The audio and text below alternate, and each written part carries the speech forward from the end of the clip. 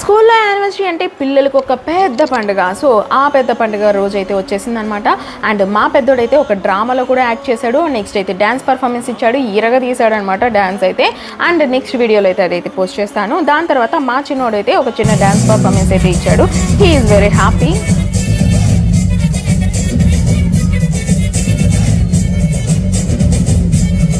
Next day morning శ్రీరామనవమికి పూజ ఇంట్లో వాళ్ళు చేశారు, నేనైతే టిఫిన్ చేశాను. అండ్ ఆ గ్యాప్లో నెక్స్ట్ అయితే మేము ఒక మూవీ చూసాము. అండ్ మా ఇంట్లో వాళ్ళేమో మష్రూమ్ బిర్యానీకి అయితే ప్రిపరేషన్స్ అన్ని రెడీ చేసుకున్నారు.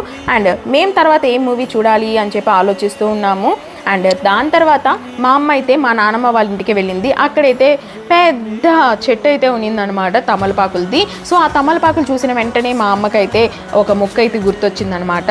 తమలపాకులు ఇవ్వాలని అనుకునింది. సో అదైతే ఇక చేసేద్దాం అని చెప్పేసి తమలపాకులన్నీ కోసి నీట్గా ఆరబెట్టిందనమాట. ఆఫ్టర్ లంచ్ కాసేపు రెస్ట్ తీసుకొని మేము మా అక్క అయితే కూర్చొని తమలపాకులు మాల అయితే చేసాము. మా అక్క అయితే ఆకుల్లాగే మాల చేసింది. నేనైతే తమలపాకులు చాలా ఎక్కువ ఉన్నాయని చెప్పేసి అండ్ ఇలాంటి మాల అయితే ట్రై చేశాను. నేనైతే అసలు ఎక్స్పెక్ట్ చేయలేదు ఇంత మంచిగా వస్తుందని.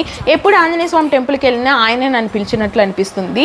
ఎందుకనంటే నేను ఇన్ని సంవత్సరాలుగా టెంపుల్కి వెళ్ళిన ప్రతిసారి ఈ రోజు నేను ఆంజనేయ స్వామి టెంపుల్కి వెళ్తాను అనుకొని వెళ్ళలేదు. Within half an hour 1 hour half డేలో అనుకునే వెళ్ళాను అనమాట. అప్పుడు నాకు ఆయన పిలిచినట్లుగానే అనిపిస్తుంది. ఎనీహౌ మేమైతే రెడీ అయ్యి టెంపుల్కి అయితే వెళ్ళిపోయాము.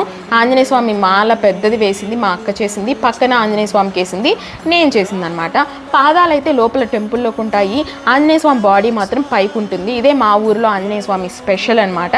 అండ్ మా ఊరి పేరు ఏంటో గెస్ చేయండి. Tata bye bye.